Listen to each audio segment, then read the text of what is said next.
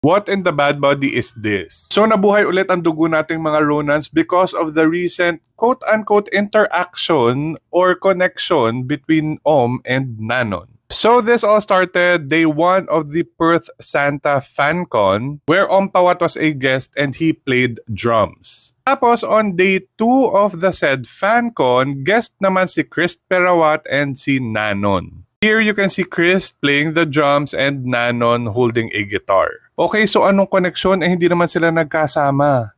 Well, after their performance, sinabi ni Chris na next time daw he'll just stick to singing. Marami naman daw ibang drummers dyan.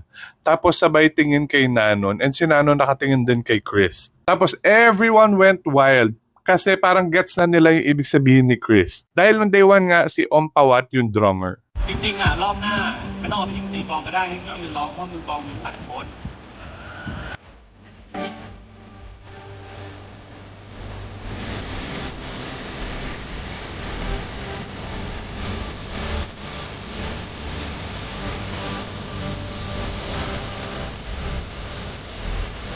And then Nanon posted this on X. He said, "Soon we'll meet.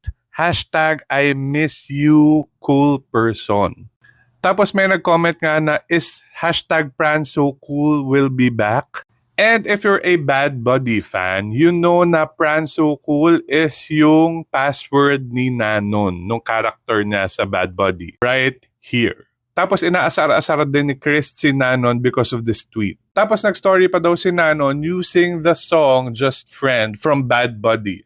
So what does this all mean? May ginagawa na ba sila behind the scenes? Magbabalik na ba si Pat and si Pran? And to be honest, big sign for me na nabibiro-biro na si Nanon about this publicly. Kasi before parang very taboo itong issue na to with them. And alam din ng mga actors yan. So ngayon na nabibiro-biro na siya, does this mean he's okay? Does it mean they're okay? Eh tayo ba okay pa?